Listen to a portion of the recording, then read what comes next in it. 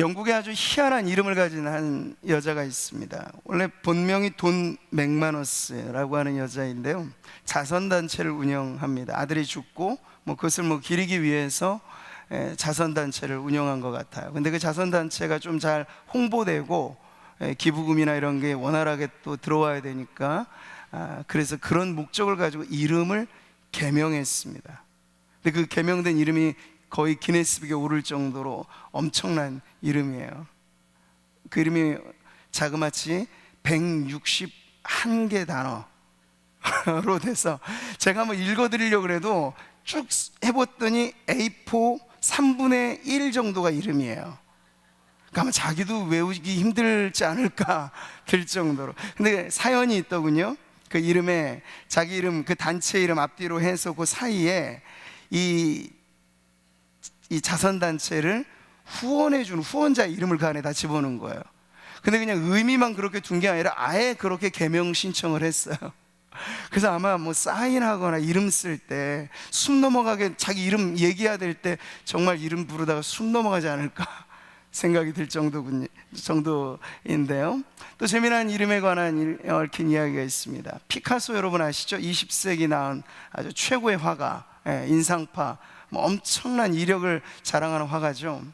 근데 여러분, 피카소의 본명이 뭔지 혹시 아십니까? 성이나 이렇게까지 해서 아시는 분들은 파블로 피카소 정도는 아실 거예요. 그런데 그의 풀네임은 그게 아니에요. 피카소도 아주 재미난 사람이죠. 그래서 그의 풀네임은 아마 제가 앞서 나온 그 여인의 이름은 너무 길어서 읽어드릴 수가 없는데, 이 피카소 이름 정도는 한번 읽어드리면 어디 가서 좀 유식한 채 하실 수 있으니까 한번 들어보실래요? 이름입니다. 이제 시작하는 거예요. 파블로 딩고 호세 프란시스코 드 파우라 호안드로스 레메디 오스 크리스피노 드 라산티스마 트리니나드 루이즈 피카소. 이게 진짜 본명이에요. 본명. 이 사전에 한번 검색해 보시면 피카소 본명이 이렇게 나온단 말이에요. 근데 왜 이렇게 긴 이름으로 개명을 했을까? 이 사람도 모르겠어요. 옛날 말로 영웅호색이란 말 있잖아요. 근데 여자 관계가 아주 복잡한 사람이었죠. 그래서 이 이름에 나와 있는 역시 이름들인데 자기 평생에 애인들의 이름을 집어넣은 거예요.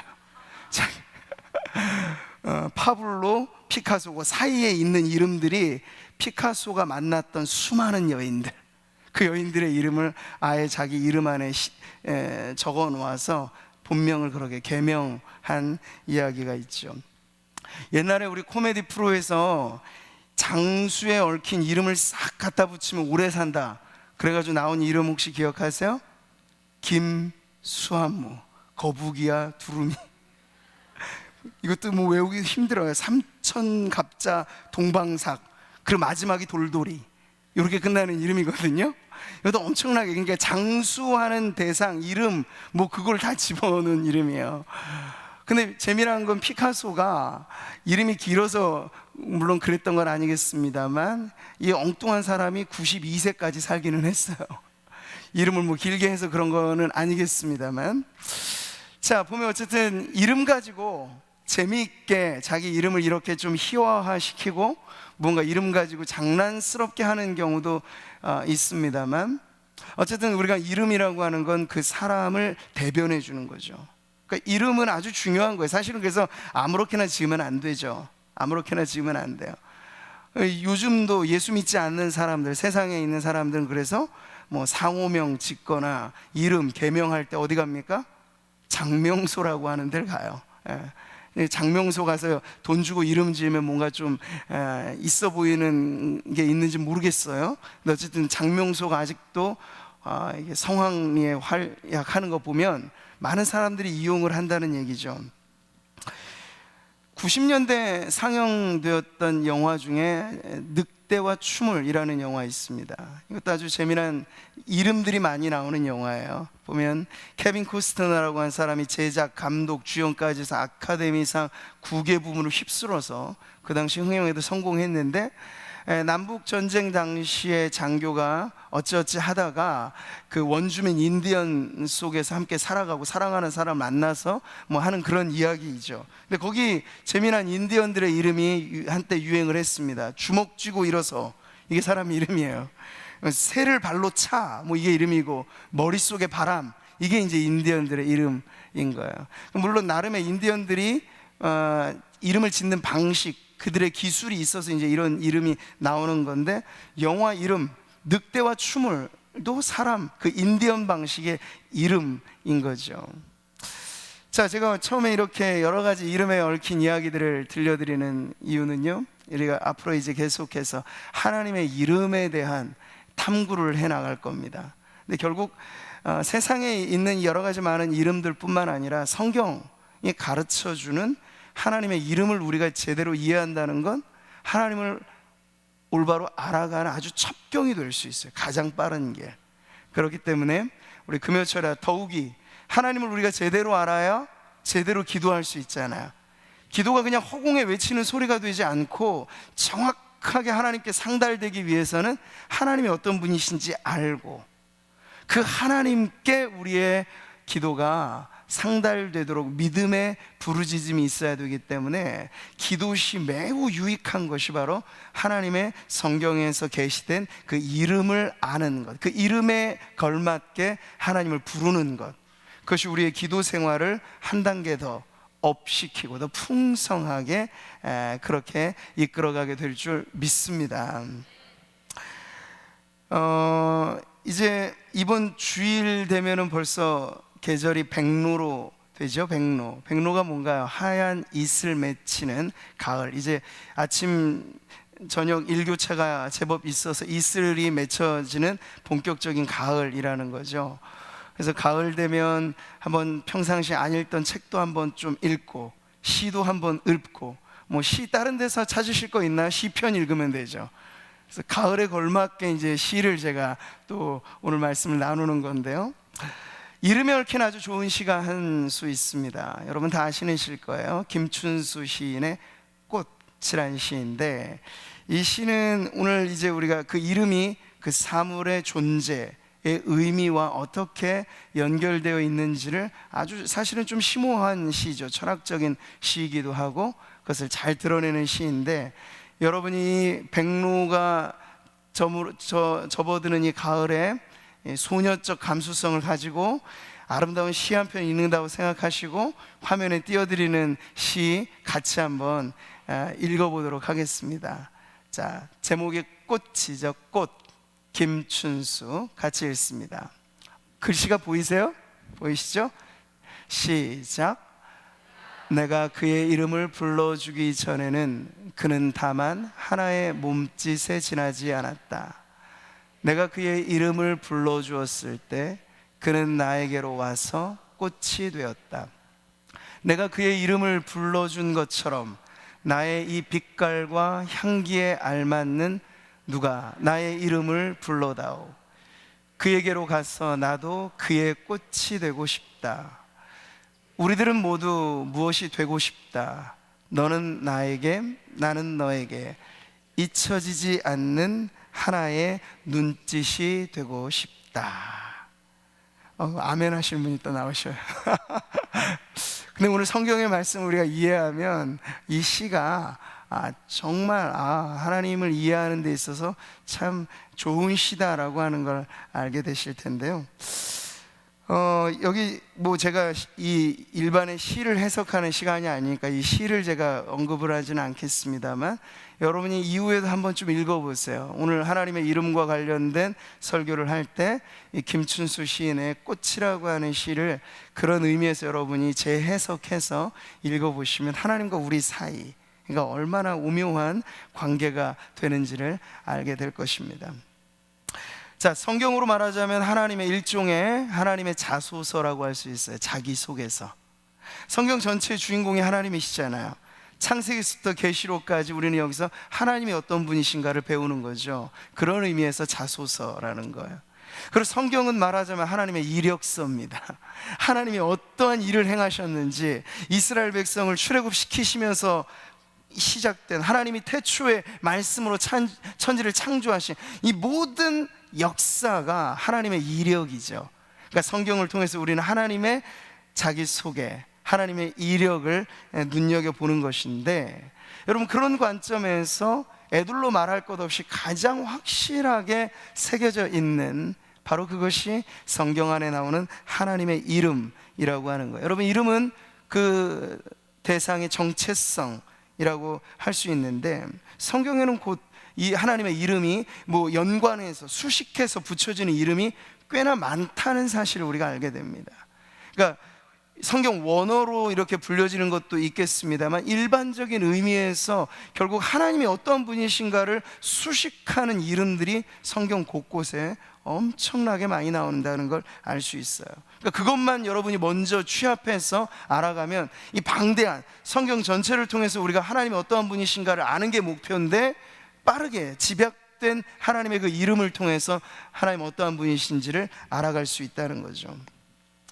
사도 바울이 전도 여행을 3차에 걸쳐 하는데, 2차에 이르러서는 아덴이라고 하는, 그러니까 지금 그리스 아테네를 방문을 합니다. 근데 거기 가면요, 아테네가 예전에 이 고대 문명의 꽃을 피웠던 도시잖아요. 철학의 도시고 종교의 도시이기도 합니다. 거기 아레오바고라고 하는 광장에 가거든요. 그 아레오바고는 자그마치 300이 넘는 엄청난 신상들이 세워져 있는 곳이었습니다. 그만큼 이 아덴의 사람들, 이 아테네 사람들이 가지고 있는 종교성이 엄청나다는 걸 보여주는 거죠. 근데 바울은 그 가운데 이런 신의 이름도 봤어요. 알지 못하는 신, 에게라고 하는 신상도 있다는 거죠. 사도행전 17장 23절 말씀인데요, 같이 한번 읽어볼게요. 내가 두루 다니며 너희가 위하는 것들을 보다가 알지 못하는 신에게라고 새긴 단도 보았으니, 그런즉 너희가 알지 못하고 위하는 그것을 내가 너희에게 알게 하리라. 기막히게도 바울은 그네들이 알지 못하고 이름조차 명명하지 않은 그만큼 신이 많았다는 거예요. 길거리에 걸리는 게 신이었다는 거예요. 다신의 사회가 그렇죠. 그러니까 그걸 접촉점으로 해서 바울은요, 당신들이 알지 못하고 그저 종교심만 가지고 섬기는 참된 신에 대해서, 결국 하나님이 어떤 분인가를 매우 선교적이고 변증적인 방식으로 그들에게 전해주는 기회로 삼은 거죠. 자, 근데 여러분, 이 알지 못하는 신, 말하자면 정체불명의 신이에요. 그러니까 이름을 붙여주지 않기 때문에, 그리스 로마 여러분 신화에 보면 엄청나게 많은 신들의 이름이 나오잖아요. 근데 그 이름에 맞게끔 그 신의 특성들이 다 있단 말이죠. 근데 여기는요, 이름이 없어요. 이름도 몰라요, 성도 몰라요. 그냥 정체불명의 신이라고 부르는 거죠. 근데 저는 이 대목에 이르러서 우리가 섬기는 하나님에 있어서 우리는 물론 그 이름을 부르고 정확하게 개념을 알고 섬깁니다만, 간혹 하나님에 대한 우리의 아주 명료한 믿음의 지식이 바로 서 있지 않은 채로 예배하고 때론 기도한다고 했을 때, 우리 역시도 허공에 치는 듯한 그런 기도를 하게 될 수도 있다는 그런 생각을 하게 되었습니다. 그러니 여러분 보세요. 10계명에 1에서 10계명 중에 1에서 4계명이 하나님과의 관계인데, 이 모든 것이 사실은 하나로 말하자면 예배적인 계명이에요. 나 외에 다른 신이 내게 있게 말지어다. 너를 위하여 새긴 우상을 만들, 하늘에 있는 것이 아니라 땅에 있는 것, 땅 아래 있는 곳의 모든 것의 형상을 새기지 말라고 하는 우상 숭배에 금지하는 명령, 그리고 또 하나님의 이름을 망령 때 일컫지 말라, 그리고 안식일을 기억하여 거룩히 지키라. 이 모든 것이 다 하나님을 우리가 제대로 아는 범위 내에서 올바르게 예배하기 위하여 주신 계명이라고 할 수 있는 거죠. 자, 그렇기 때문에 우리가 하나님을 참되게 섬긴다라고 했을 때, 우리의 기도가 정확하게 하나님께 상달되도록 하기 위해서 우리는 알지 못하는 흐리멍텅한 상태에서 기도해서는 안 된다는 거예요.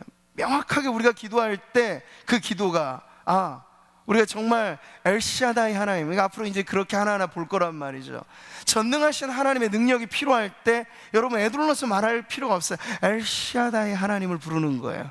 그럼 그 이름 안에 모든 것이 담겨져 있어요. 그 하나님의 전능이라고 하는 게 어떤 것인지, 어느 인생을 뒤집어 놓은 능력인지, 그 능력의 범위가 어느 정도까지 나에게 임할 때 그 능력이 어떻게 역사하는지, 그 모든 것들이 결국 우리 안에 분명한 믿음의 지식으로 세워지게 되면요, 기도할 때 그 엘샤다이 하나님을 부르는 그 안에 엄청난 믿음의 고백이 실려지게 돼서 하나님께서 정말 우리에게 역사하실 때 그런 성도들에게 어떻게 역사하실까요?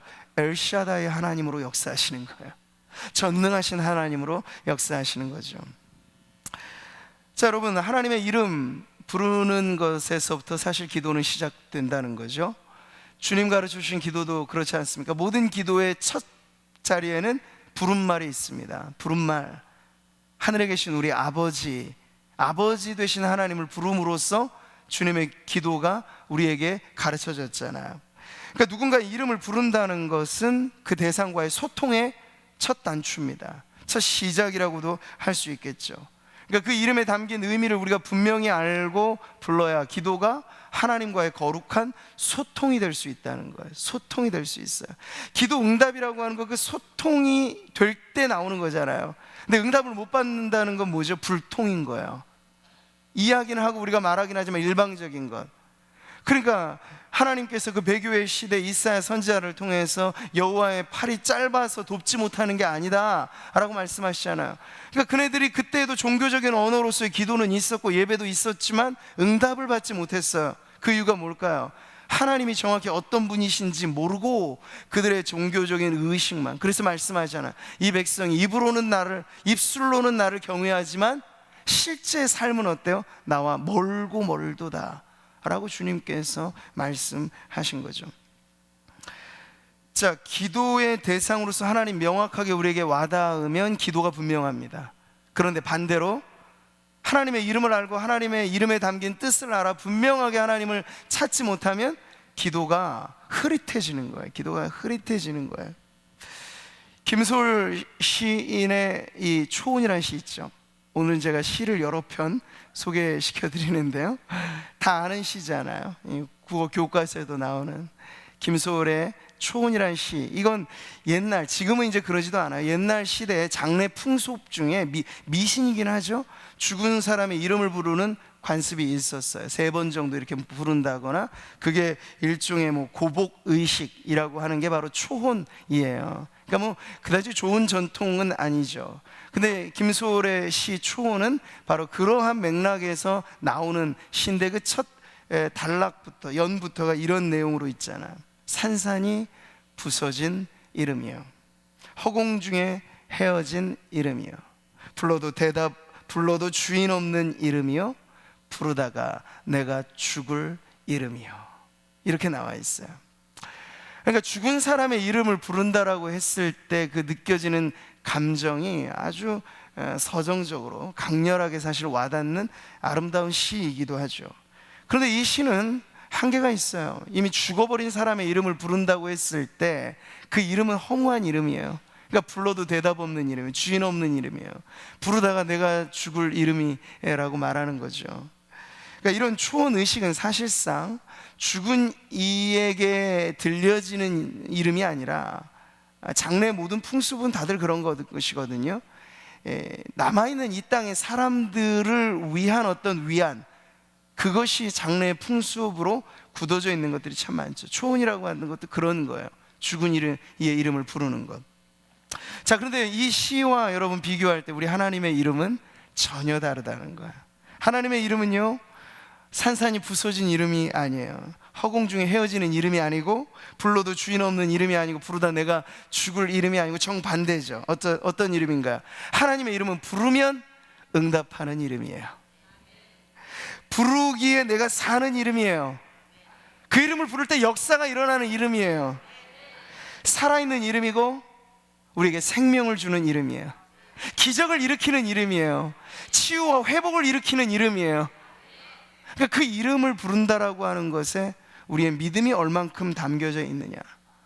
그러니까 여러분, 시각장애인이었던 바디메오가 말이죠, 어땠습니까? 예수 가신다고 하는 이야기만 듣고 그가 했던 기도의 전부는 다윗의 자손이여 나를 불쌍히 여기소서, 긴 기도가 아니라 이걸 계속해서 반복해서 외친 거죠. 근데 그 바디메오의 기도 안에 정확하게 표시되어 있는 게 있어요. 예수님이 어떤 분인지. 다윗의 자손으로 이 땅에 메시아로 오신 구원자의 이름을 지금 부르고 있는 거죠. 바디메오가 한 건 그것뿐이었는데 예수님께서 가던 길 멈춰 서고 이 시각장애인 바라보면서 하나님 놀라운 권능을 그의 믿음대로 나타내 주신 겁니다. 자, 오늘 시편을 보세요. 환난 날에 여호와께서 내게 응답하시고 야곱의 하나님의 이름이 너를 높이 드시며, 여기도 지금 한 이름이 나와 있죠. 하나님 어떤 분인가가 아주 분명해요. 그분은 우리의 환난 중에, 우리의 재난 어린 인생의 많은 풍파와 고통의 순간에 부를 이름이라고 하는 거죠. 근데 1절은요 아주 특별하게 하나의 수식을 덧붙이고 있어요. 하나님의 이름 앞에 어떤 수식이 붙어 있나요? 야곱이라고 하는 인간의 이름이 붙어 있어요. 야곱의 하나님의 이름을 어느 순간에 우리의 환난 날에, 환난 중에 부르라고 그렇게 가르쳐주고 있는 것이죠. 자, 하나님은 우리가 믿음으로 그 이름을 부를 때 확실하게 응답해 주신다라고 하는 것이 오늘 시편의 아주 중요한 메시지인데요.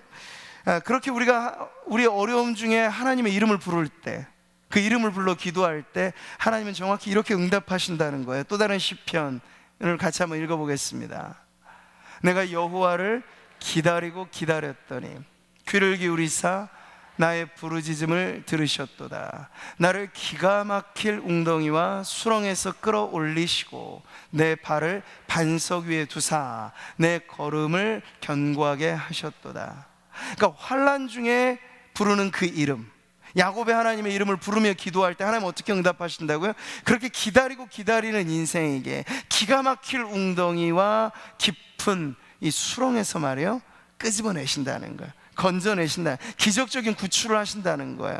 마치 물고기 뱃속에 밥처럼 들어가 있었던 요나를 그 뱃속에서 기도했더니 하나님께서 끄집어내셔서 다시 살게 하시는 것처럼 오늘도 기도하는 여러분의 삶, 기도하는 이 자리에 올 때 크고 작은 여러분 답답한 중에 마치 물고기 뱃속에 있는 것처럼 갑갑한 중에 기도하시는 분들이 오늘 이 자리에 계시다면 여러분 이 1절의 말씀 한 구절만으로도 우리에게는 크나큰 위로가 되고 힘이 됩니다. 야곱의 환난 날뿐만 아니라 우리의 인생의 환난 날에도 하나님 우리를 도우실 수 있는 분이라는 거야. 여러분이 빠져있는 웅덩이가 어느 정도인지 모릅니다만 우리가 애쓸수록 더 깊이 들어가는 마치 늪에 빠져있는 우리의 인생일지라도 하나님이 건져주시고자 작정하시고 우리가 그 이름을 부를 때 하나님 기가 막히게 우리를 끄집어내신다는 거예요.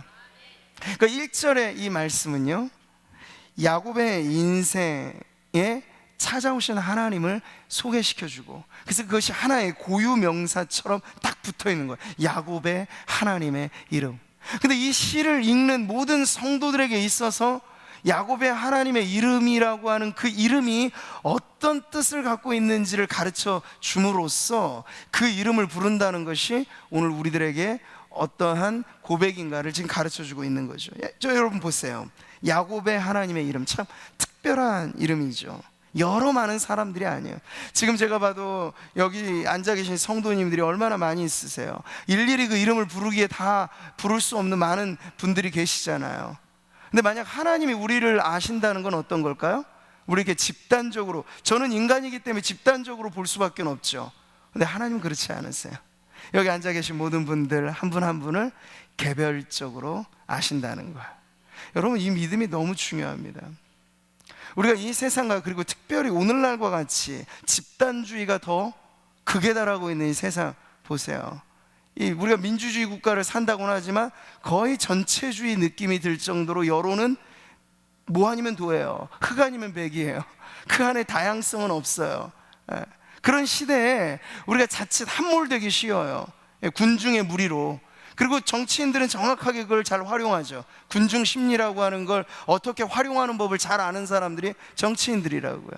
군중의 단위로 사람들을 몰아야 표가 나오고 자신의 입지가 세우기 때문에 정치인들은 절대 개별적으로 접촉하지 않아요. 군중의 무리로 몰아간단 말이죠. 근데 하나님은 우리를 그렇게 몰아가지 않으세요. 하나님이 우리를 아시는 건 야곱을 아셨듯이 오늘 우리를 개인으로 다 아신다는 말이죠. 야곱이란 이름, 그 개별성을 강조하는 대목이에요. 야곱의 하나님의 이름이라. 성경은 이와 같은 방식으로 여러분 아브라함의 하나님이라고 불려지시죠? 이삭의 하나님으로 불려지세요? 근데 이 3대로 이어지면서 신앙의 대가 이어질 때마다 하나님은요 이름을 그렇게 바꿔가셨어요. 호칭을. 아브라함 당대에는 아브라함의 하나님으로 불려주셨어요. 근데 이삭의 때는 어떻게 불려주셨죠? 이삭의 하나님으로 불리셨어요. 예수님께서 그 부분을 이렇게 가르쳐 주시죠. 같이 읽겠습니다. 하나님께서 모세에게 이르시되 나는 아브라함의 하나님이요 이삭의 하나님이요 야곱의 하나님이로다 하신 말씀을 읽어보지 못하였느냐? 하나님은 죽은 자의 하나님이 아니요 산 자의 하나님이시라. 이 원리죠. 이게 아주 중요한 거예요. 예수님께서 강조하신 건 그러니까 옛날 아브라함의 하나님만 보라는 얘기가 아니에요. 이삭의 때에 왔으면 이삭의 하나님을 보라는 거예요. 이삭에게. 그리고 야곱의 때에 왔을 때 야곱의 하나님을, 하나님께서 자기를 그렇게 계시해 주신 거예요. 하나님은 누구 하나 한 인생에 매일 수 없는 분이잖아요. 저 헤아리기 어려운 우주를 만드신 분인데 이 우주 안에 지구라고 하는 작은 별, 이 지구라고 하는 이 작은 이 별 안에 오고 가는 인생이 얼마나 많았겠습니까? 그 중에 한 사람의 하나님께서 매일 수 있겠어요? 그럼에도 불구하고 하나님이 야곱의 하나님이라고 불려지셨다는 게 은혜인 줄 믿습니다. 그럴 수 없음에도 불구하고 하나님이 마치 예수님의 이 성육신의 의미가 그거잖아요. 어떻게 하나님이신 그분이 아기 예수가 되시겠어요? 근데 그 신비가 이루어진 거예요. 바로 우리를 향한 하나님의 사랑이 그 아기 예수 안에 독생 성자 예수 그리스도의 성육신으로 나타나게 된 것처럼 말이죠. 자, 여러분, 부활하신 예수님께서 도마를 만나셨을 때 도마가 어떻게 고백을 합니까? 어떻게 고백하죠? 도마가 대답하여 이르되 나의 주님이시오 나의 하나님이시니이다. 누구에게? 부활하신 예수님께 대한 고백이에요. 여기서 강조점은 뭘까요? 나의 주님이시오 나의 하나님이시라. 이걸 반대편에서 보자면 이제 예수님을 어떻게 불려지시는 거예요? 도마의 예수님, 이 도마의 구원자라고 상호간에 끊을 수 없는 아주 끈끈한 이 동여매는 줄이 엮여주고 있는 거예요. 그러니까 나라고 하는 이 1인칭의 표현이 얼마나 중요한지 몰라요. 그러니까 묻어가는 것 아니죠. 신앙은 엄마 아버지가 신앙생활 잘했다고 자식이 덩달아 잘한다 그런 법은 없어요. 그냥 좋은 기회를 얻었을 뿐이에요. 엄마 뱃속부터 교회 다니고 찬송 소리 듣고 말씀 듣는 아주 좋은 기회를 얻었을 뿐이에요. 그런데 때가 되면 그 자식들도 자기 하나님을 만나야 돼요. 그리고 자기 하나님을 불러야 돼요. 엄마의 하나님을 말하면 안 돼요. 여기는 우리 청년들, 여기는 우리 청소년 자녀들 아주 중요합니다. 때가 돼요.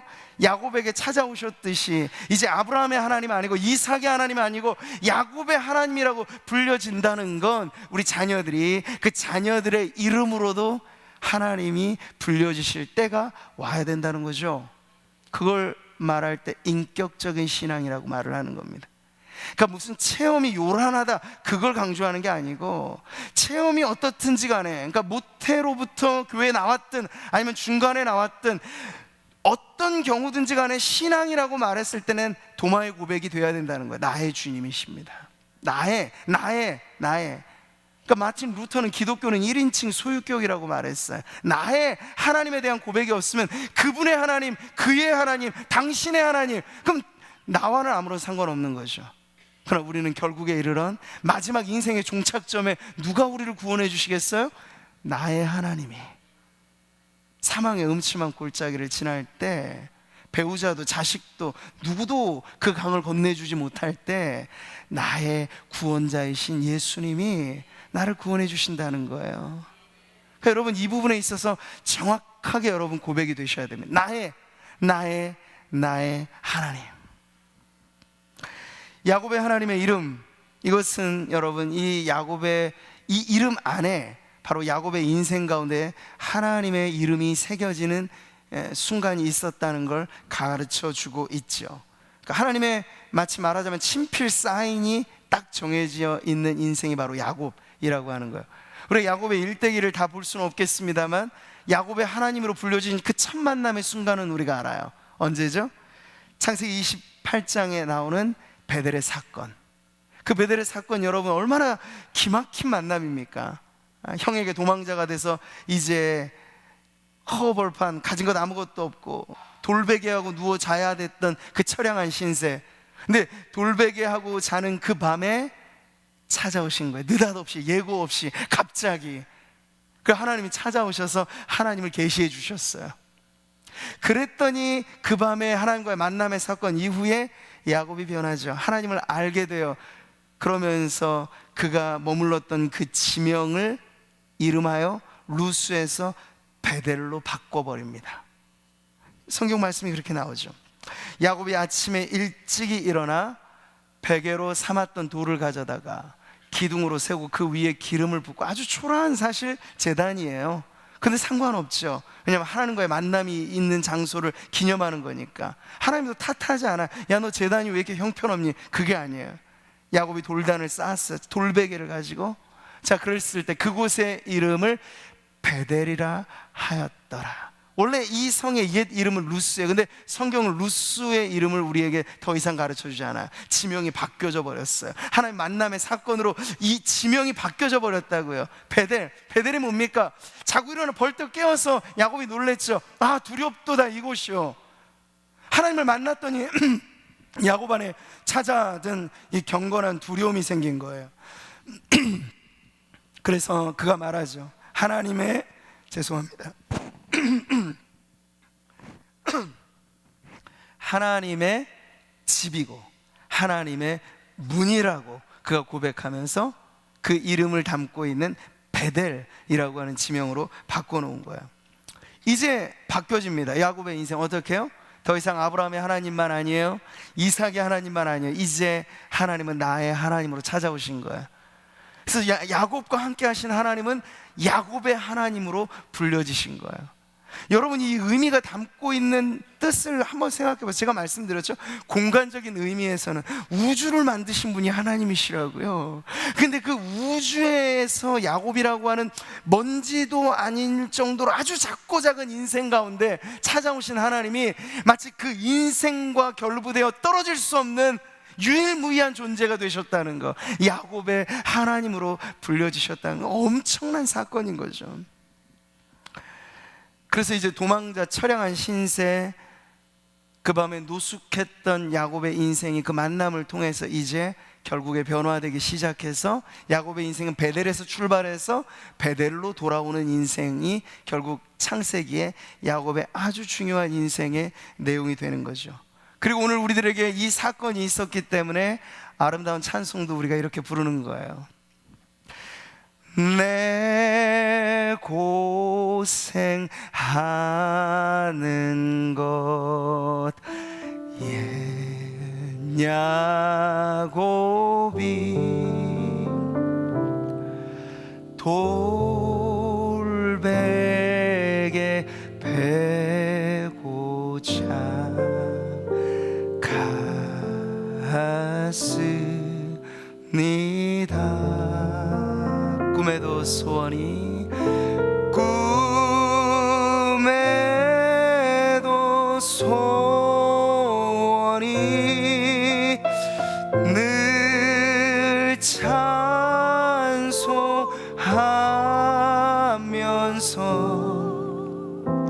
주께 더 나아가기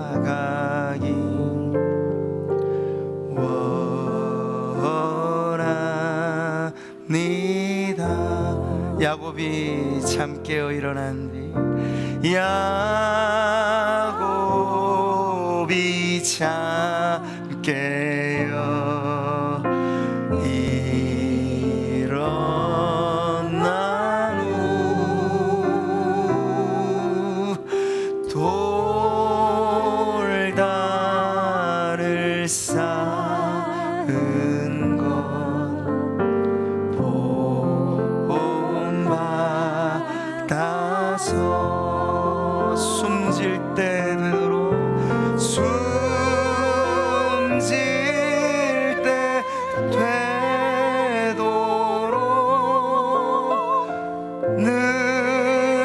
찬송하면서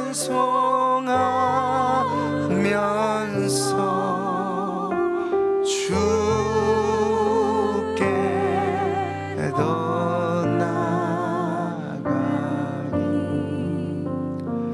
원합니다.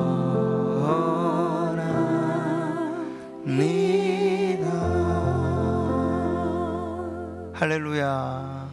얼마나 아름다운 찬송이에요. 타이타닉 영화 보면 침몰해 가는 그 배 연주하는 몇 명의 연주자들이 자신의 죽음에 아랑곳하지 않고 두려움을 갖고 있는 사람들에게 안정을 주기 위해 연주를 시작할 때 이 곡이 나오잖아요. 내 주를 가까이 하게 하면. 여러분이 오늘 수천 년의 간격이 있는 오늘 우리들에게까지도 은혜가 된다는 것, 야곱의 하나님으로 불려지시는 그 베델의 사건을 통해서 오고 오는 모든 세대에 우리도 힘들고 우리도 인생에 방황이 있고 우리도 지팡이 하나밖에는 짊어지고 가는 게 없이 빈털털이 인생일 때가 있고 밤을 경영하며 노숙하는 인생이 될 때도 있고 쪼들리며 누군가에게 쫓기는 인생이 될 수, 이게 다 야곱의 인생에 담겨져 있는 거예요. 근데 오늘 우리도 그럴 수 있는데 그럴 때 부르라고요. 누구를? 야곱의 하나님의 이름을. 근데 그 하나님은 야곱의 하나님으로 머물러 계시지 않고 오늘 그 이름을 부르는 저와 여러분의 하나님이 되시는 줄 믿습니다. 우리가 처음 누군가를 만날 때 통성명을 합니다. 명함을 주고받습니다. 네. 상대의 이름을 알고 내 이름을 알린다는 것이 관계의 첫 출발이 되기 때문에 그렇죠. 근데 우리가 하나님, 야곱의 하나님의 이름, 이 안에 담겨진 또 하나의 은혜로운 사실은요, 하나님이 우리를 아는 것에 있어서도 하나님 절대 뭉뚱그려서 우리를 아시지 않는다는 거예요. 하나님은 우리를 아시되 마치 모세에게 하신 이 말씀대로 우리를 아시는 거예요. 같이 읽어볼까요? 여호와께서 모세에게 이르시되 내가 말하는 이 일도 내가 하리니 너는 내 목전에 은총을 입었고 내가 이름으로도 너를 알미니라. 그러니까 하나님이 모세에게 찾아오실 때 어떻게 찾아오셨겠어요? 모세야, 이름을 부르시는 거잖아요. 사무엘에게 찾아올 때 뭐라고 부르셨어요? 예, 거기 너 1번, 우리 학교에서 부르는 건 다 번호로 부르잖아요. 수감자도 아니고, 예, 선생님들조차도 이름을 따뜻하게 안 불러주는 환경에서 어린아이들이 비인격적인 환경에서 자라가는 안타까운 현실이 있는데 하나님은 우리를 그렇게 안 부르세요. 예, 너 누구? 이게 아니고 사무엘아. 사무엘이 처음에 못 알아듣잖아요. 사무엘아, 못 알아듣잖아. 근데 알아들을 때까지 그 이름을 부르시는 거예요. 모세를 이름으로도 너를 안다. 이게 뭐냐면 모세에게 찾아오셨을 때 모세야 부르신다는 거야. 오늘 우리에게 찾아오실 때 하나님 뭐라고 부르시면서 오실까요? 예, 거기 너 아무개. 혹은 뭐 우리 구미 상무교회 교적을 쭉 보시면서 이 교적의 몇 번째 누구, 이렇게 아니고 정확하게 우리의 이름을 부르시면서, 물론 부모가 지어준 이름, 할아버지가 지어진 이름, 우리의 고유의 이름과 하나님과 나 사이, 그러니까 성경의 역사를 보면 계명의 사건이 나오잖아요. 야곱의 하나님일 뿐만 아니라 이스라엘의 하나님이 됐어요. 그러니까 만남을 통해 하나님이 지어주신 새 이름이 있기도 해요. 근데 어쨌든 우리와 하나님 사이에 분명 식별 가능한, 하나님이 우리에게 오셔서 부르실 때는 너의 이름을 부르지 않으세요. 나야 나 아브라함의 하나님, 이게 아니고 우리의 이름을 부르시면서 찾아오신다는 거죠. 많고 많은 사람 중에 우리를 찾아내세요. 길거리 걸어다니면서 여러분 한번 시험해 보세요. 여러분 하면 누가 돌아볼까요? 우르르 돌아볼 수도 있고 아무도 안 볼 수도 있어요. 거기 누구 안 계세요? 라고 해도 아무도 안 볼 수 있어요. 근데 거기 많은 사람 중에 여러분이 아는 한 사람이 있어요. 그 이름을 불러보세요. 그럼 정확히 등을 돌리면서 자기 이름을 부르는 곳을 쳐다보지 않겠습니까? 근데 하나님이 우리와의 관계 속에서 우리가 하나님을 나의 하나님으로 부르고 하나님은 너는 내 것이라고 지명하여 부르실 때 하나님 우리의 이름으로도 우리를 아시는 하나님이심을 여러분 믿으시기 바랍니다. 그래서 여러분, 우리의 이름이 결코 하나님 앞에 일반 명사가 아니고 고유 명사예요. 특별한 이름이에요. 특별한 이름이에요. 그러니까 우리 또한 하나님을 늘 그렇게 1대1의 관계에서 알아가는, 고백하는 신앙이 중요하다는 겁니다. 제가 참 좋아하는 성경 이 고백의 시편 중에 시편 18편 1절 말씀이래요. 나의 힘이신 여호와여, 내가 주를 사랑하나이다. 나의 힘이신 여호와여. 오늘 여러분 안에 이러한 강조점, 이런 확신이 불타는 밤 되기를 축복합니다. 예수님 기도하실 때도 허공에 외치지 않으셨어요. 아이가 아버지를 부를 때처럼 아빠, 아버지라고 부르셨어요. 그리고 우리에게도 우리 아버지라고 가르쳐 주셨어요.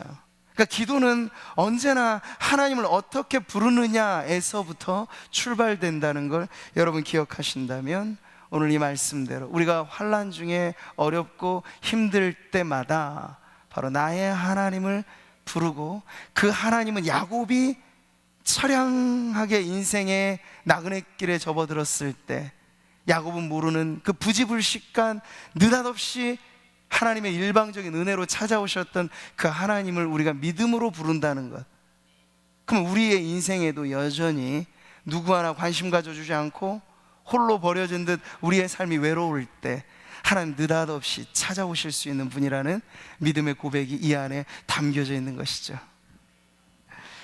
하나님 이렇게 말씀하세요.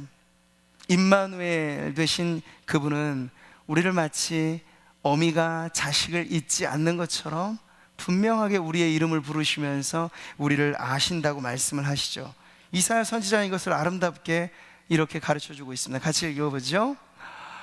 여인이 어찌 그 젖먹는 자식을 잊겠으며 자기 태에서 난 아들을 긍휼히 여기지 않겠느냐. 그들은 혹시 잊을지라도 나는 너를 잊지 아니할 것이라. 내가 너를 내 손바닥에 새겼고 너의 성벽이 항상 내 앞에 있다고 주님 말씀하세요. 어린 시절에 아이가 정말 끔찍한 일을 당해서 부모보다 먼저 세상을 떠나는 일이 예전엔 많이 있었죠. 못 먹어서도 그랬고 사고로도 그랬고 병들어서도 그랬고. 근데 그렇게 일찍 떠나보낸 아이가 여러분 부모 평생에 잊혀지는 이름이 될까요? 그렇지 않아요. 죽는 그 순간까지 그 핏덩어리, 그 어린 아기 결코 잊을 수 없는 게 부모 마음입니다. 근데 하나님 여기에 빗대어 말씀하시는 거예요. 근데 실제로 무정한 부모들도 간혹 있어서 잊어버리고 버려버리고 그런 경우들도 왕왕 있잖아요. 근데 하나님 말씀하시는 거죠. 나는 절대 그렇지 않아. 내가 너를 내 손바닥에 새겼다고 말씀하세요. 뭐 주님 문신을 하셨다는 얘기도 아닐 텐데 그건 뭘까요? 여러분, 우리의 이름 한 명 한 명이 예수님의 피값 주고 사신 여러분 한 사람 한 사람의 이름이 지울 수 없는 흔적으로 주님의 손바닥에 마치 새겨진 이름으로 있다는 거예요. 그럼 여러분, 구원이라고 하는 것이 얼마나 어마어마한 축복이고 은혜입니까? 새겨진 그 이름을 주님은 지우지 않으신다는 거예요. 우리가 주님을 설령 잊고 살 때가 있을지라도, 탕자는 아버지를 잊은 적이 있을지라도 아버지는 탕자를 잊지 않는다는 거예요. 그러니 돌아올 때 문 열어주고 받아주는 아버지가 있다는 얘기죠. 오늘 여러분, 우리 안에도 하나님과의 관계에서 혹여 좀 소원해진 관계 속 여러분 있으신가요?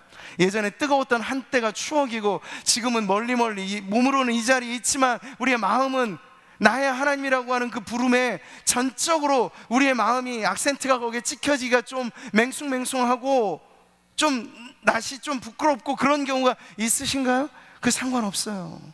하나님은 여러분을 손바닥에 새겨 놓으셔서 여러분이 어떠한 순간에도 결코 여러분을 잊지 않고 버리지 않고 우리와 함께 하시는 하나님이심을 여러분 믿으시기 바랍니다.